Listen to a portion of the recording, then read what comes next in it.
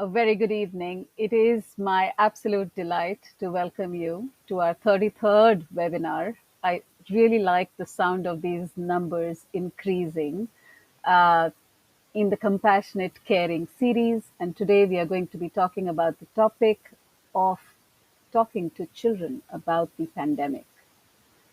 We believe this has an implication for our overall well being as much as specifically the psychological and social well being. As we begin the session today, I would like to, as is customary, talk to you a little bit about an introduction to Caregiver Sathi. Caregiver Sathi is a young startup in the social um, development space or social enterprise. We are in the business, or let's say with the ambition of creating an ecosystem of well being and healing for the primary caregiver. Family caregivers of those navigating terminal illnesses, chronic, or any other life limiting conditions have very unique challenges. We support them through their caregiving journeys and life beyond the caregiving journey. How do we wish to do that? We wish to do that by creating an environment of well being that empowers the caregiver, by helping both the caregiver and the care receiver or patient lead full lives. How do we do this? Very often I'm asked this question, how or what do we do? So here's what we do. We believe in human touch, human connection. However, in today's world, making that happen cannot be done without technology. So we have tech enabled systems for human connection. We conduct awareness programs, which are both online and offline. We have a helpline. We conduct support group meetings or healing circles, spaces where people can come, meet other people like them in similar situations, together learn, share, and grow. The idea is that experiences of illness and related challenges can often leave us with a desire to be healed. And healing circles give us a sense of support, companionship, and hope, and therefore healing circles. We also believe that there is a need to change the narrative around caregivers and caregiving, and communication is these days significantly empowered through social media. While there is an information overload at one end, for caregivers who are in the midst of challenging emotional and physical circumstances, might need access to relevant information that is timely and just about right for the decision making and the moment that they are in. So we curate and make meaningful information available to caregivers at the time that they need it. Finally, the support system, which is, of course, led by people, is enabled by technology, a platform, and an app. What have we done so far? In a short journey of a little over 2 years, we have a platform, an app, a website. We conduct many training programs, not just in clubs, societies, schools, colleges, corporates, but also individually. We have an app for caregivers. Caregivers need time and space for them to invest in themselves so that they can replenish their energies. And this app aims at helping them create that time and space for themselves. There is a community of caregivers where not just active caregivers, but experienced and erstwhile caregivers can come together to support each other, as these journeys can often be very, very lonely. Sharing our stories. So, telling our stories can be very healing. It is healing and inspiring, not just for the person who is telling their story, but also for those of us who listen to these stories. We call our caregivers gentle warriors, and we tell their stories both in video as well as on podcasts where they can choose to remain anonymous. Compassionate Caring is our series of webinars through which we invite experts to come in, discuss with us topical issues. For example, these days we are focusing on COVID related issues to talk to us about how can one care for others in a manner that is compassionate both to the caregiver and the care receiver. Some of us, actually, most of us, become caregivers just one fine day. I don't think we plan and prepare and educate ourselves to become caregivers.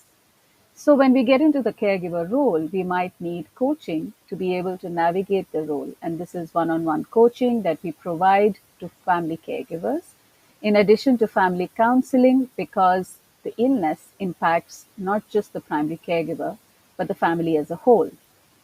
And finally, a volunteer based respite care program, because caregivers also need caregivers. How can you get involved? There are many ways, and we expect you, whether or not you are a caregiver, to be involved so that you can support those who are actively caregiving, as they will often not have the time.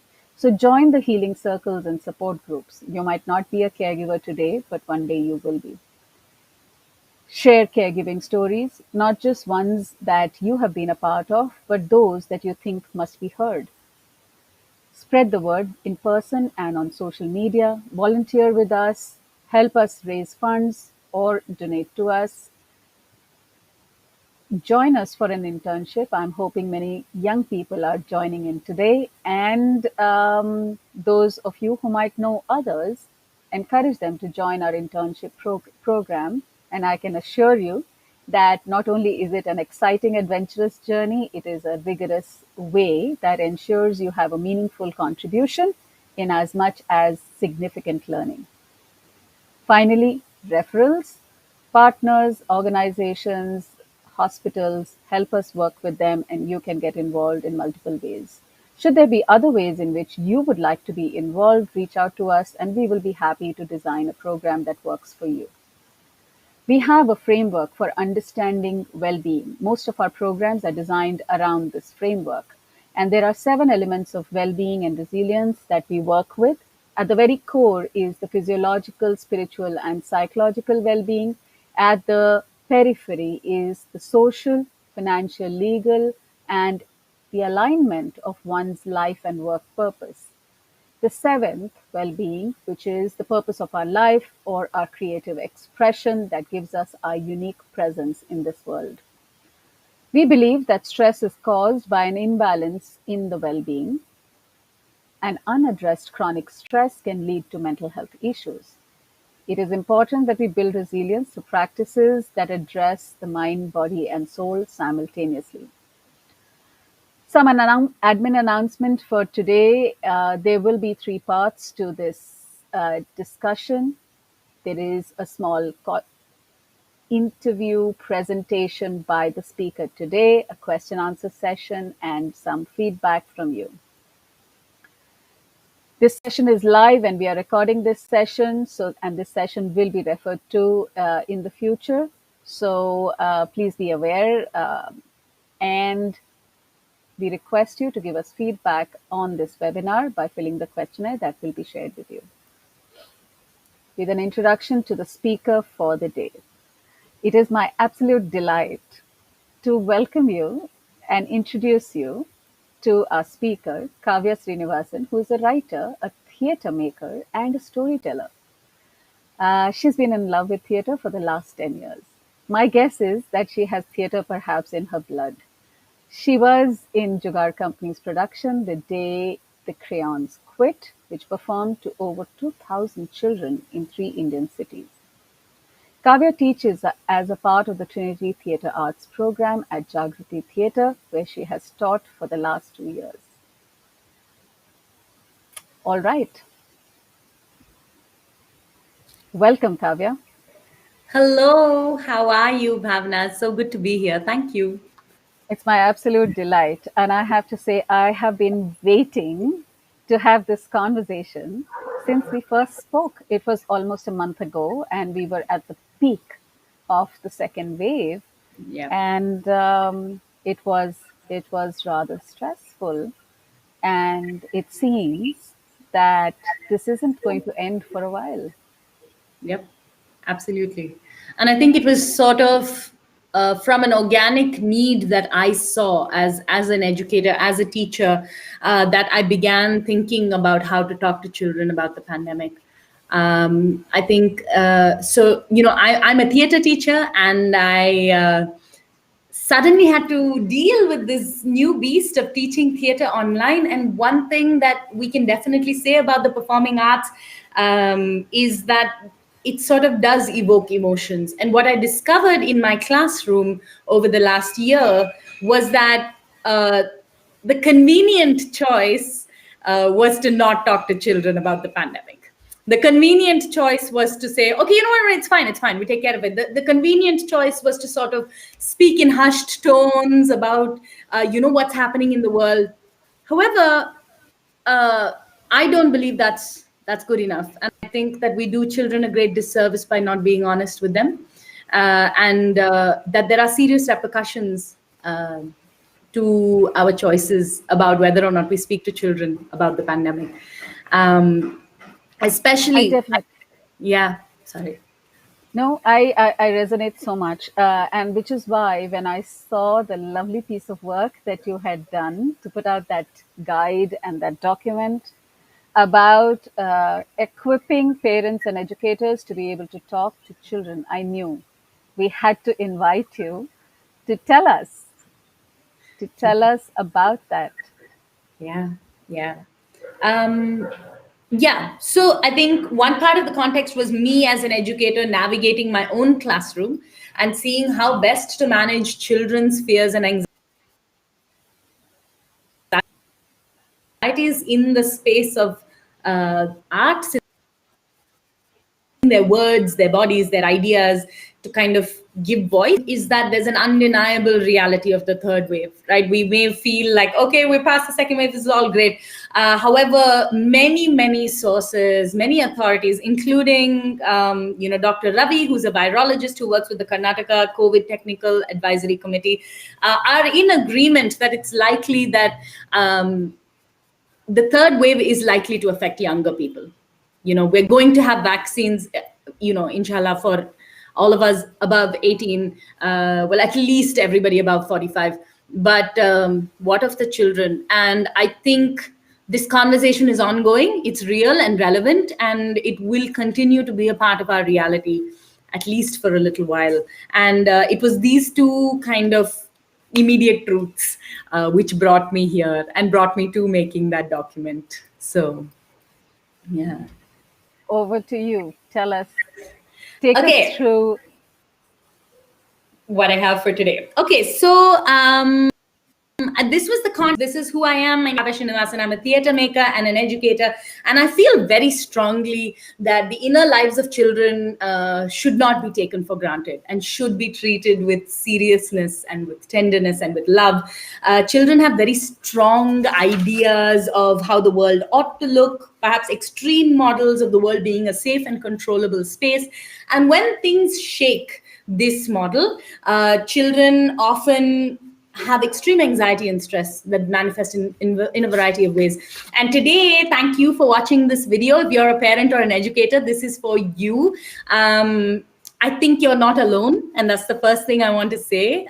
It can feel like lonely work, and it can feel like maybe there's nobody else who's doing this as I am. But I think it's gentleness, and to know that it's okay. I think the first one, I have some, so the document is broken up into 3 sections based on age. So I will come to that, but there are some things that are universal, I think, that apply to you as a parent or an educator, regardless of how old your child is. And I'm going to be starting with talking about those things. I think the first one on the top of my list is to stay calm. Children often pick up anxieties, they pick up worries, they pick up the hushed tones, and they don't talk about it, and that builds fear. So for you internally, I think it's important to stay calm and stay present. Maybe you want to encourage time away from screens. Maybe you need to take that time away from screens as well. Everybody from Harvard Medical School archives to, everyone, new age wellness gurus, say that modeling calmness can often help us feel calm, right? So if often I'm coming to conversations from a place of softness, of calmness, perhaps some of that will carry on to my internal world as well. So there's merits to that. I think the second thing definitely would be to set up routines. For children now, every routine is disrupted, right? So no matter how old your child is, one of my strongest recommendations is to set up routines. What does that mean? It doesn't have to be a really big deal. It can be like, at the dinner table every day we say, what are we grateful for?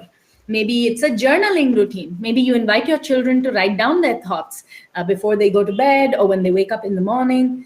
And trying to keep small routines and help build small routines often helps provide a sense of control in a world that seems, not possible to control. Um, the other important thing, regardless of how old your child is to provide reassurance. As an educator, I've suddenly realized that children now need reassurance more than anything else. So your young people, the young people in your lives, you may find them asking you the same questions again and again and again, and may get increasingly distressed when they hear the same answers. And in these times, it's really important to understand this is not coming from a place of like wanting to irritate you or any of those things as a parent or an educator. It comes from a space of seeking reassurance, right? So maybe you can offer words of comfort. Maybe you can figure out what it is that comforts your child. So maybe they have a favorite toy, or maybe for an older child, a favorite snack. And you can have these around and say, okay, are we feeling a bit distressed? Let's take 2 minutes out and talk about this. And to say, it's reassuring, I'm here. The next thing that I have as a recommendation, if you're a parent or an educator, is to fact check. Everything about the whole pandemic, everything about the last year and a half has told us that it's so important to verify our data for ourselves. Children are hearing mixed messages because, the reality is, nobody knows what's going on, right? With a new strain of virus, with new information about the vaccines, what's going to happen, it's important to admit that nobody knows. And this is going to be tough. As a parent and an educator, it's easier for us to be like, don't ask the question. But it's harder to say, hey, scientists are doing their best. Doctors are doing their best. We're doing our best. And sometimes we don't know things, even if it looks like we do. And to remind children that it's okay to research and read. And the final thing, I think probably the reason I'm here today, is because I believe the most important thing we can do as parents and educators is to look after ourselves, right? We can't care for other people. We can't pour from an empty cup. You have to look after yourself, whatever that means to you, right? It could be personal time for 10 minutes a day. That's it. Like if you have a faith, then maybe is that space for you. Maybe it's exercise, a daily workout routine, because children are watching. Children notice when you are taking time for yourself, when you make time for yourself. They see that it's okay to make time for yourself, that it's important to follow routines, that those 10 minutes that your parent or your teacher needs before they walk into a classroom is important to them. So look after yourself, and you're modeling behavior that looks after themselves for children when they come. This is the things that I believe are true, no matter how old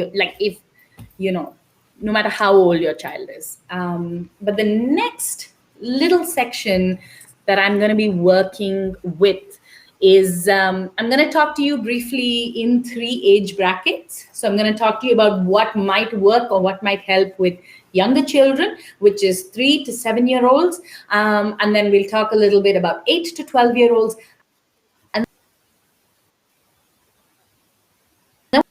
We'll talk about what you do if your child is 13 and up.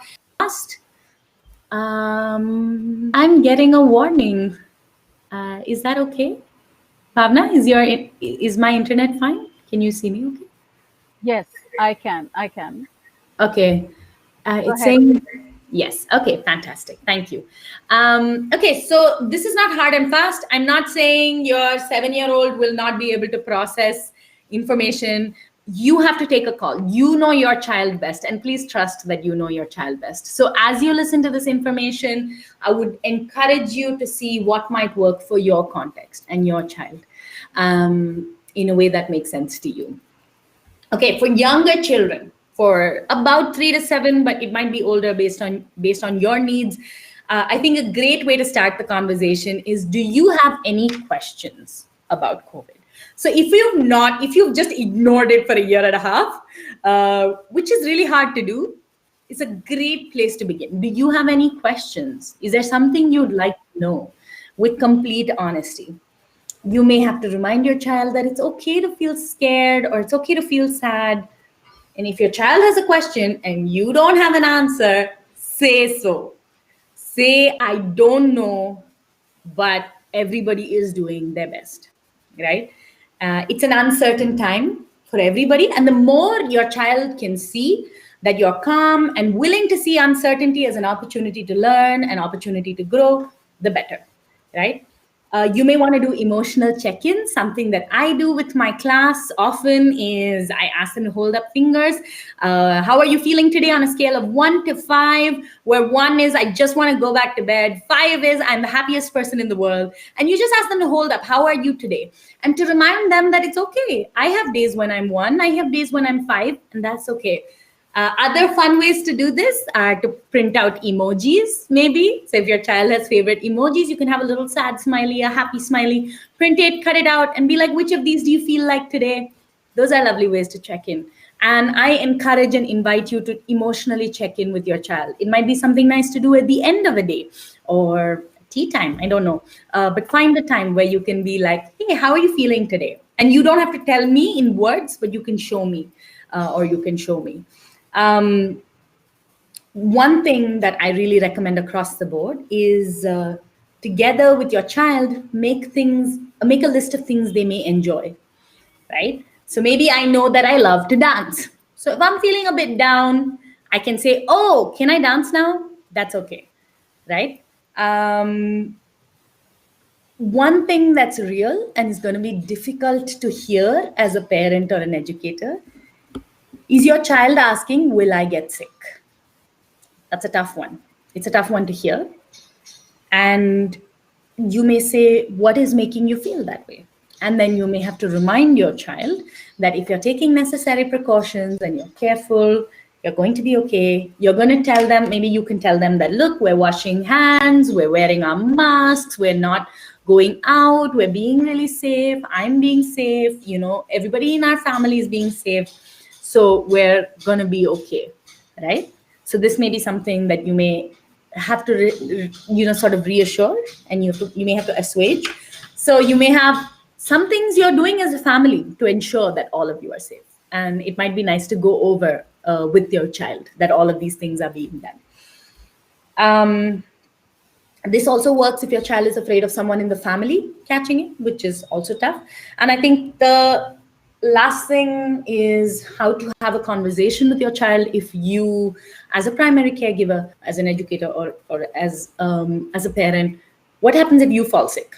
For a younger child, I think the way that I would recommend is to say, remember when you had a cold, or remember when you had a flu, or remember when you had any of these symptoms, remember when you were sneezing all the time, or remember when your nose was running and you were tired. Well, I'm feeling tired too. And what that means right now for me is that I'm going to stay in another room. And remember how you video call some other relative or somebody they like talking to on the phone?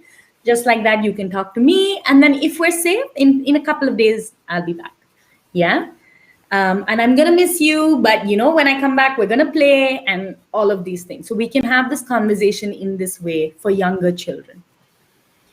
Which brings me very quickly to my middle group, which is about 8 to 12, but it works okay for even sort of precocious 7-year-olds. And it might work if your 13-year-old is still a bit of a kid, right? So you may have to sort of take that estimate. Here, I think, and this is the age that I love to teach, and I spend a lot of time teaching this age. One thing to do is to make the COVID precautions fun, right? And so figure out what is your child going through, right? Your child is going through a phase where they love ninjas, right? Or they love zombies or whatever, if they have something that's fascinating for them right now, say, can we be a family of ninjas who'll always wear our masks, who wear gloves when we need to, who go out and fight the bad guys and are super careful and, will not touch anything? How can we make it interesting? And how can we make it something that children recognize as important and is a part of their inner landscape as they grow their imagination, right? And that might be something for you to do. That might therefore make it not compulsory or not be like, don't leave the house without your mask. It may be like, hey, are you being a good ninja? Right? And then that makes it much easier to have that conversation. At this age, your child is likely to begin to hear half truths or like, oh, this next house, that person said this thing to me, and then therefore, right? At that point, it's important, I think, for you to be able to say, hey, where did you hear that? Are you sure about this? And then to go back to your fact checking, right? Maybe have your child sit down next to you when you check facts and you say, this is how I'm looking it up. Can you see what I'm looking for? If you need to look it up, you know how to look it up. It may also be a time where some anxious behavior patterns set in because it's an anxious, like adults are barely keeping it together. So I can't imagine children like not coping in anxious ways. What does that mean? Maybe your child is sanitizing obsessively. Maybe your child is spending a lot of time checking their temperature, right?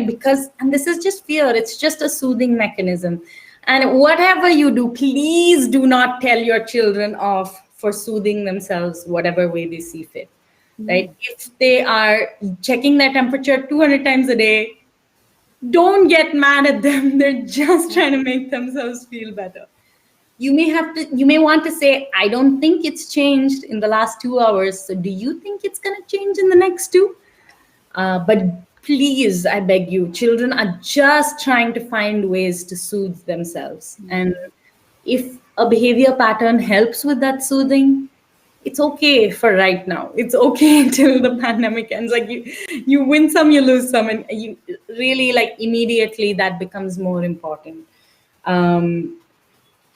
Children at this age may also hear about death. Given the way the second wave has hit our country, there's no way, right? There's no way they're not hearing about death. There's no way that they're not losing family.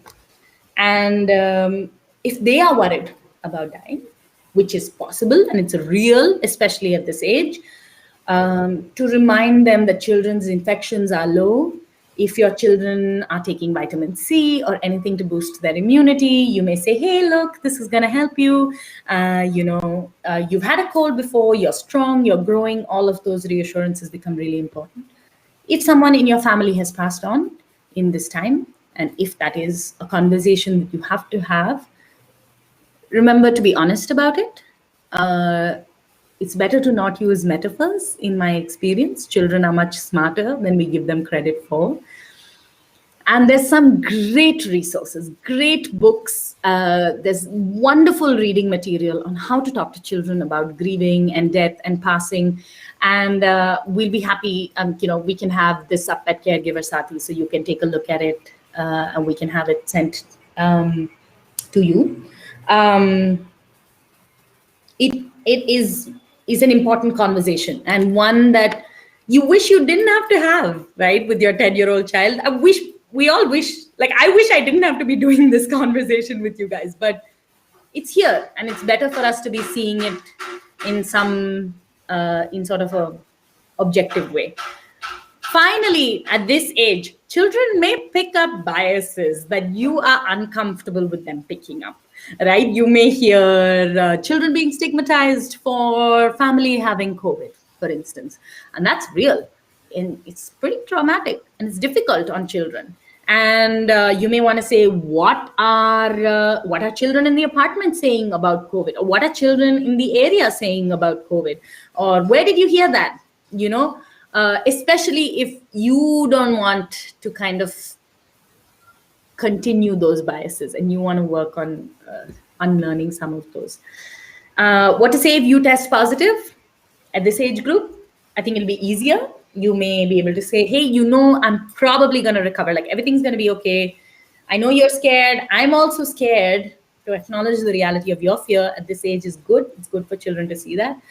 I hope you can try and look after yourself. Keep the routines going, the routines that we've built together. And if you get scared or if you need to cry, call this person, right? And then have someone that the child trusts, a family member, a friend, a relative, somebody who the child feels safe talking to in the time that you're gone. Okay. And then the last literal 2 minutes, I'm going to take 2 more minutes and talk to you about what to do with teens, 13 to 17-year-olds. I love working with teens. And I think the most amazing thing about working with teens and working with young adults is sort of seeing that everybody's going to be navigating it on their own. So with teens, you have to figure out what is your child's personality like. So they could be hyper careful. So they may be like, I'm never leaving my house, never leaving the room. I will stay here for the rest of my life and only video call your friend or call my friends. And to them, you may have to say, hey, if you wear a mask and you're outdoors and you sanitize your hands and you go out, you're going to be okay. And staying in your room forever is probably not going to be the best idea in the long term. Or you may have the other extreme, where your teens may be like, I don't need a mask. I don't need anything. I'm never going to fall sick. In which case you may be like, I hear you, and I'm glad to see your optimism. However, when we are not safe, we are putting other people at risk, right? And to kind of navigate that challenge. And then there might be a middle group, and these two are the extremes, but in the middle might be children who are like, I really want to go out, but I don't want anything to happen to my friends. I don't want anything to happen. And then to them, it might be important to create space to have the conversation, to be like, hey, what are you worried about? What exactly, right? And only you as a parent or an educator know which of these approaches is going to work for your child. It might be a combination of approaches, but once you spend enough time with them, you have a sense which angle that they're going to be like, which side. Also at this age, you may have a lot of anxiety about the future. I have older children who, in my classroom, who worry about what's going to happen to their careers and what's going to happen because they were going to take their exams, they were going to go to college, they're doing their first year of college online, and they're probably going to take their boards, and it's a lot. It's a lot for children to carry. And this is the reality of the pandemic, that it's going to be this way. It's going to be how children go to college. Like, it's important to acknowledge that, to say, I can imagine it's so scary and uncertain, right? That may be just the beginning. The beginning is, it's so scary and uncertain. I see it. And then, based on personality, you may have to say, if it helps you to focus on your career and focus on work and academics, and if that is helping you to not think about how everything is horrible in the world, that's okay. Just focus. Because eventually the pandemic will be over. Eventually this time will pass. And at that time, maybe you would have wanted to stay focused on your career. But if your child is already very focused and is sort of worrying incessantly, then maybe it's time to say, it's okay. You're in the middle of you're living through times that have never been lived before. If it's fine if your grades are not what you wanted them to be. It's okay, right? And then you, as an adult, as a caregiver, as a parent or an educator, may have to have that conversation with your child and say, all of this is okay. What do you want to do? I think even as adults, it's easy to forget that there is going to be a world after this. There's going to be something after this. We don't know. We may not know what it looks like exactly, but we're still going to have to make it through to that time, And it might be nice to remind your teens that. Even if it's scary right now, there's been terrible things in the world and people have survived, So it may be good for you to see. One big thing in this age, which has a lot of research backing it, is the importance of gratitude. Gratitude journaling, conversations on gratitude, 3 things you're grateful for at dinner. The research is unmistakable. I strongly recommend reading up the Greater Good Science Center, GGSC, which is a research center based out of Berkeley, the University of Berkeley in Berkeley, and they do some fantastic work on this. And I strongly recommend seeing if gratitude can be incorporated anywhere in their lives, if it's possible. See if they can have an independent workspace. See if they can decorate it the way they want to. See if they have the time or the inclination for a creative online class. See if you want to give them the option of artistic expression. And many teens and young adults really struggle with processing their feelings verbally. So maybe an art form, whatever that is, a form of expression, may really aid them in processing feelings.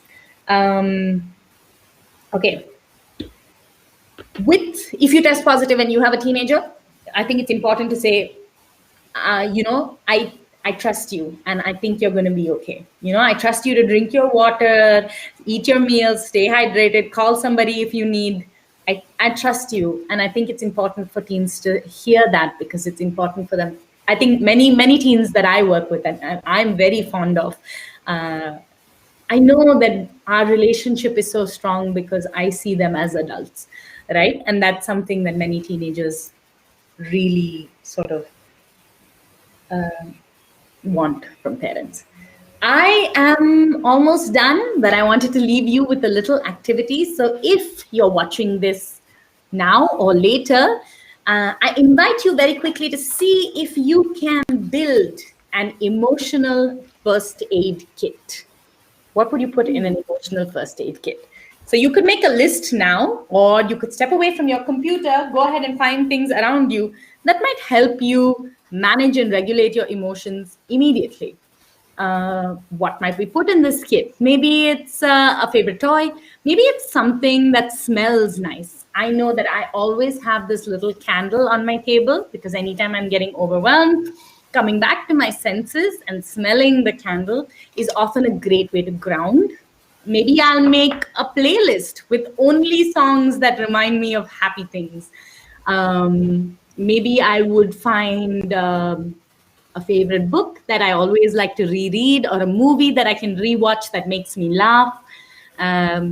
You could build an emotional first aid kit with your child, right? You could spend half an hour figuring out together what might you put in it.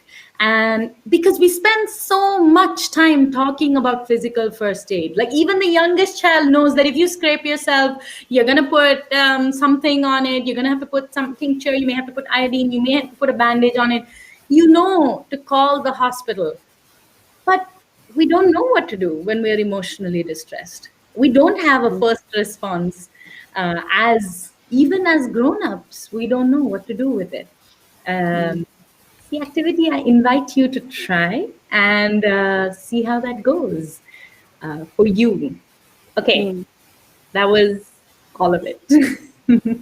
Thank you, Bhavana and Caregiver Safi, for having me. This pandemic has brought up stuff that one has had to have conversations. And as I was listening to you, I was reminded of last year.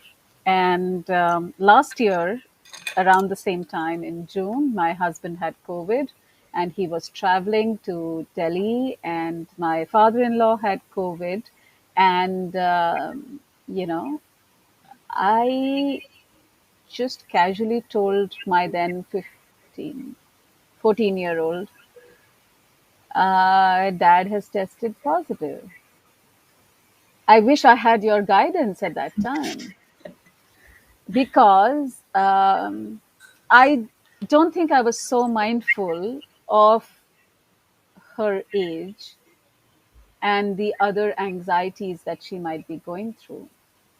And she had this complete breakdown of a response, and I was totally taken aback. But she had been reading about it. She knew that Dad has high sugar, so it's not okay.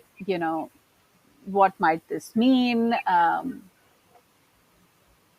Yeah. And interestingly, the fact that I was very calm bothered her even more.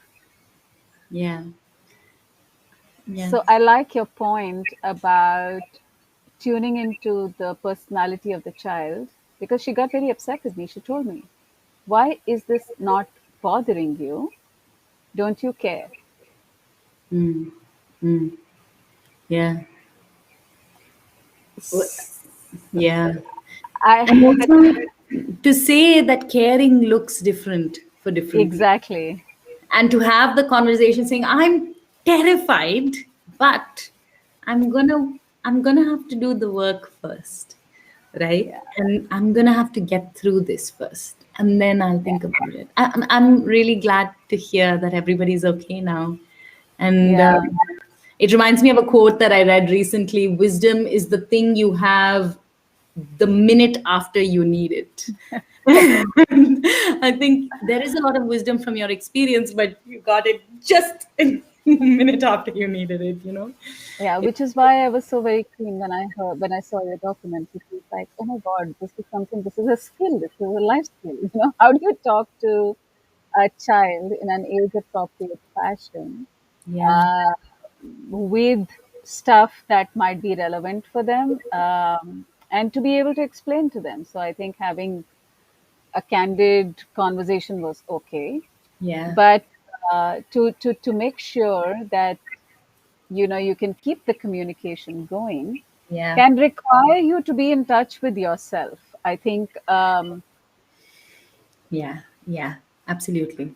I mean, and actually, this for me, that moment was in my classroom last year when we were doing online class. And in the chat, very innocuously, one child said, I was doing my check in. I was like, how are you feeling today? And one of my children said, not very good because there are 37 positive cases in my apartment. And then I mm, was kind of teaching. I was like, today we're going to be talking about this. We're working with this text. And in the chat, I was noticing all of like 4 or 5 children being like, my English teacher just passed away. I don't know what's going to happen. And I was just like, okay, throw this lesson plan out the window. Let's have this important conversation. And as an artist, I think I end up finding creative, self soothing ways. And so, what we ended up doing was really thinking about something that made us feel joy in the last week. So, I invited them to think about one thing that made them feel joy, find what does this thing feel like? What does it smell like? What does it taste like? What does it sound like? What does it look like? And when we bring things back into the body, we give children the opportunity to ground themselves, right? So uh, if it's playing with my puppy, so one of my children brought playing with my puppy as the response to this.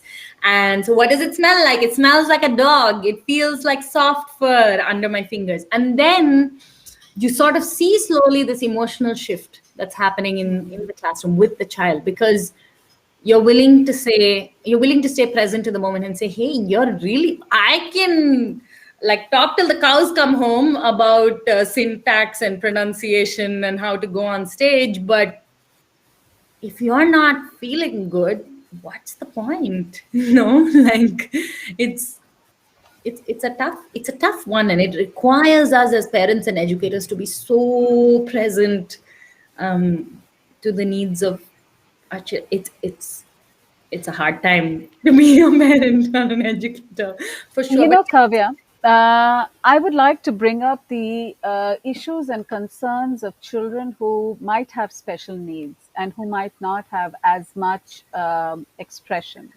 or who might have their unique expression and they might be making sense of this world. Um, can we just talk through what might it take for caregivers of children with special needs, and what can they do? yeah, I think this is a fantastic question. I am in a lifetime before this used to work in the disability sector, and I have been preoccupied often with how are people with disabilities navigating the experience of the pandemic. And what does it mean to be a person with disability? You may have a chronic health condition that may make you more vulnerable to the pandemic. And then also, if you're a caregiver for a child or a person with disability, I think I am a big fan of honest, open communication, whatever that means. If your child is, for example, just to kind of look at it on a spectrum, if your child has a physical disability, it may be a time of opportunity for them because things are online now. Maybe they will have greater access. And it's important, I think, for us to see whatever small silver lining is available. If, for example, your child has a sensory impairment, vision or hearing impairment, I think, and if you're a caregiver of a child with sensory impairment, I think the important part is to have, to be able to say, this is what it means for us as a family. This is what this pandemic means to us, right? And what we are doing. I think that will have to take center stage. If you're a caregiver to a child with multiple disabilities or a sort of a severe disability or perhaps cerebral palsy, non-verbal children, anything on that end of the spectrum, I would like to go back to my original question and to start with saying, what do you know about the pandemic? And what would you like? Because to offer agency, you don't know the answer to, what would that be? And how can I help you answer? And I think to offer that sort of, especially if it's a child with multiple disabilities, cerebral palsy, severe disabilities, nonverbal children, I would really recommend saying, do you have any questions? What do you already know? What would you like to know? And what you may discover, I'm hypothesizing from my limited experience, what you may discover is that maybe it will be reassurance seeking questions. It may be, I want to know if you're going to be okay. I want to know if I'm going to be okay. And then it's really about staying present and saying, everybody's doing their best. I'm doing their best. You're doing your best. That's my hypothesis. But if, I would love to hear because disability is very, very close to my heart. It's very important to me. So, yeah. And if you are a parent or a caregiver or an educator for people with disabilities or children with disabilities, one of my friends runs a helpline for people with disabilities, assistance, especially COVID-specific assistance. I volunteer to do some of the sign language interpretation. And then we can put the helpline also over at Caregiver Sati. And then if you are a parent of a person with disability, a child with disabilities watching this, and you need something specific, then you could reach out. I often think that for children with disabilities, it's really important to see adults with disabilities having conversations. And there's some really good work happening online in the space of vision impairment, hearing impairment, adults with hearing impairment, adults with vision impairment, having conversations about COVID and about the importance of being vaccinated. And I think those are really invaluable resources if you have a child with any of these, with any sensory impairment, is mine. That's useful. And Kavya, we will take the leads from you, and we will definitely populate our website so that people can have access to those resources and they can reach out and get the necessary help on an ongoing basis. Those of you who are watching this and would like to leave, your suggestions and ideas, please do, because I think the lived experience and there is no substitute to the wisdom of doing something day in and out. Clearly there must be some things that are working for you, so your ideas can be very powerful and useful for others. That said, I have one other question, which is that what about having conversations around processing information post, let's say, trauma, or let's say the loss of a loved one for children. And we know that there have been some very, very tragic circumstances. Yeah. Yeah. where they may have lost people. So, how is it that an average person can build the skills to be able to engage with a child and be able to talk to them about the loss of their loved one? Yeah. So there's a section in the document. So all of this stuff that I've talked about is in a big document that I've put together, which is the one that Bhavana was talking about earlier on. We'll put it accessible. And if you go to the last page of the document, there's a little QR code, and the QR code takes you to a list of resources. And many of those resources are talking about how to talk about death and grief and loss. I think for adults, uh, first step is manage your own grief, because frequently if your child has lost a family member, you have lost a family member. Like this, that is the reality. Yeah, um, Figure out how you will process your. The second is offer ways. Great, this is a great time to break out the emotional first aid kit if you've built it. Right, you may say, hey, you've written here that you like painting, would you like to just quietly paint? We don't have to talk. Right, the second thing is get help from an expert. There is absolutely no shame in talking to a mental health professional.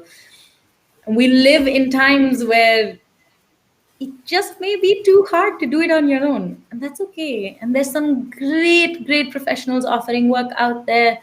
Find a support group. See what works for you. Do your reading. It's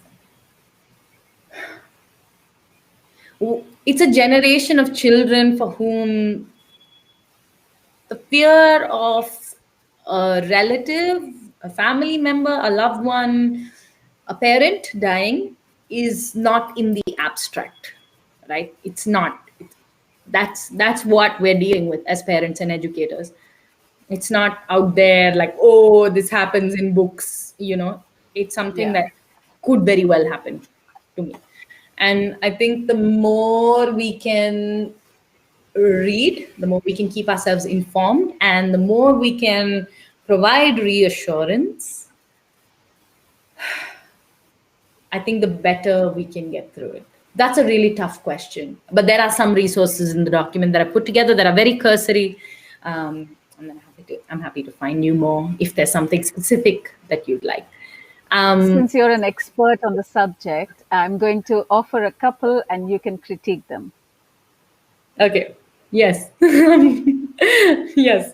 So, Caregiver Sathi had a very elaborate volunteer program. And in our volunteer program, we said we are willing to take volunteers of any age. And we didn't have restrictions that you should have finished college, et cetera, or school. So we have as many as 45 or more, less than 18-year-olds. The youngest also being a 10-year-old. Yep. I can believe that. Kids are amazing. Yes. So for them to have a sense that they are doing something, they are contributing, that they are trying to do their bit and it is adding up somewhere, can be a very powerful way of offering them agency. Yeah. Yep. Yeah. So if you know of children who want to do something, so in fact, last week we had this most incredible webinar conducted by these teams. They did our POV of the pandemic.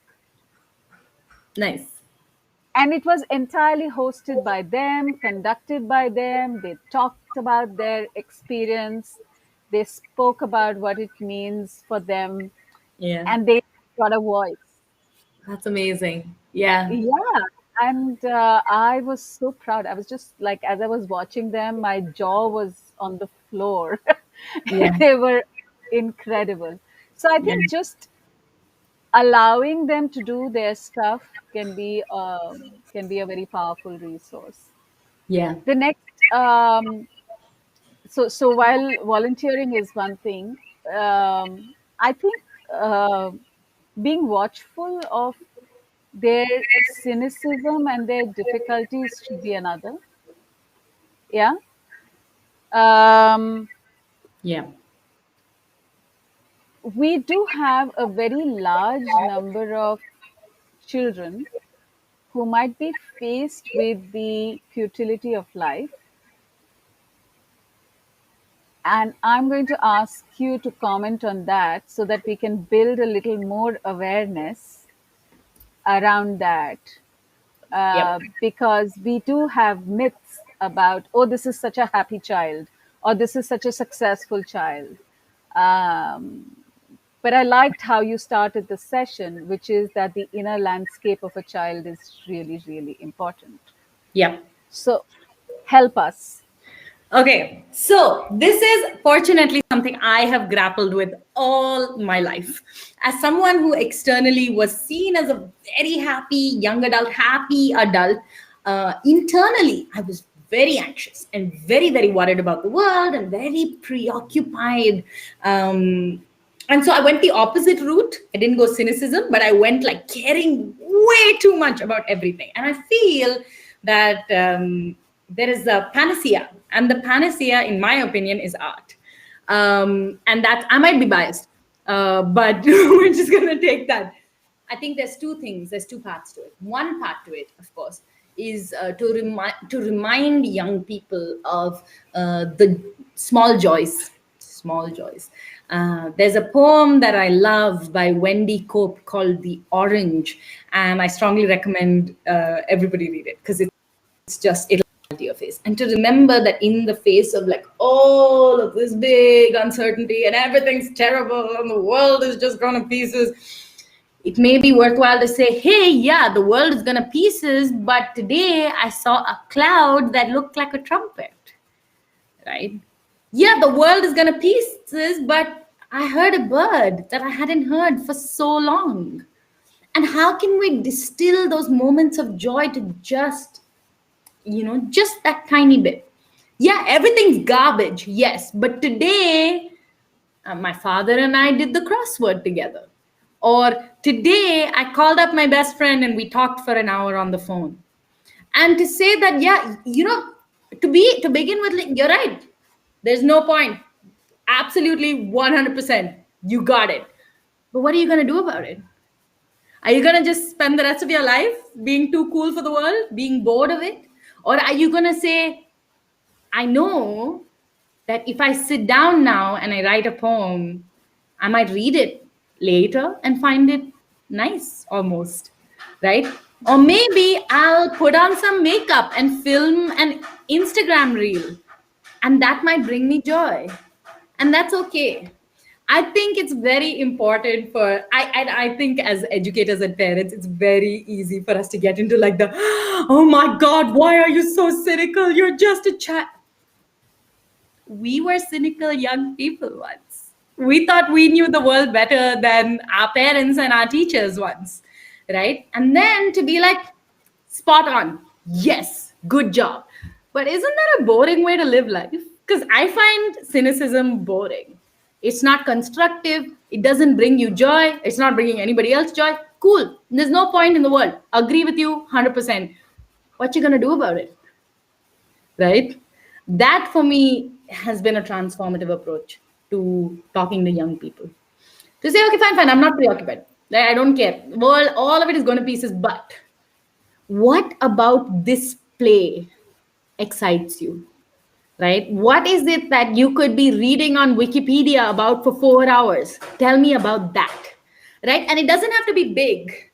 You may discover that your child loves reading a very specific niche detective stories set in the 1960s. So, you may discover that is the case. It may be something so small, but if it brings joy, that's it. And I think I never try to change cynicism. I use modeling. Like my kids, all the kids I teach are just like, oh my God, it's so happy. It's just giving me a headache, right? Because I come in and I'm like, okay, we're going to leave our cool outside the door. This is another one. I don't like being cool. I like being excited, and I like being kind, and I like being silly. So I tell my kids, when you take your shoes off, you're actually taking your cool off. Right? You're leaving your cool at the door before you walk into my classroom. And so to say, yeah, I'm not cool as an adult or an educator. I'm not going to be cool. I'm going to be excited. I'm going to care about you. I'm going to care about the world, you know? Um, and then someday, maybe you will be that kind of adult, right? Who's excited and cares about the world. That's what's made sense to me, you I know? think that's the perfect line for us to hope that not only do we find a reason to care for others, but we also believe in hope and that we really care for each other. After all, we are all caregivers. Yeah. Yeah. Yeah. I find that I think your document is very self explanatory. There were just a few questions which I have posed. I'm just going to look for any other questions that our audience may have posed. There is one question about, is there a way to vaccinate children at least over 12 years, like in other countries? That's a good question. However, I honestly, my scale is very small. I don't know about other countries. What I have heard from my friends with children is that many of them are researching getting a flu shot. So flu Mm, shots appear to be very popular in the rest of the world, and the rate at which vaccination is going, I don't know. So please, if you're a parent, consider the flu shot. Please do your own research and see what might be the health talk to your doctor, see if they recommend a flu shot is again much like the vaccine, just to help reduce the symptoms. And yeah. so that might be something that you could check out, because my friends have been speaking of that. Yeah. I do think that the third wave, and as it is anticipated, is expected to impact the younger lot also, who are not likely to have been vaccinated, because we have a certain approach to vaccination right now. So it might be worthwhile, especially for those who may have, concerns of comorbidities, to consider what can be something that can offer you a sense of safety, a sense of comfort, anything that does that. Yeah. I I mean, with the vaccine as well, like nobody's saying you won't get it. We're just saying Yeah, your symptoms will be less.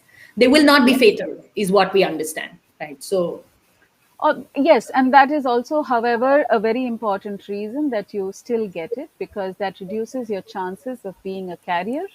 And I think because this is highly infectious, we are not just protecting ourselves, we are yeah, this is protecting our others. opportunity. This is our opportunity to be citizens. Like it's our Yes, opportunity to look after our country, to vaccinate. Yeah. correct. So, I have to say thank you so much, Kavya. I really appreciate the enthusiasm and the excitement and the lovely work that you do. I like your approach to work, and I am grateful on behalf of Caregiver Sathi for your spending this time and helping people understand your lovely resource. Uh, we will be in touch and make sure that it is available to everybody. Lovely. Thank Yeah, you for having me, Bhavna, and the entire team at Caregiver Sati. Thank you so much. thank you.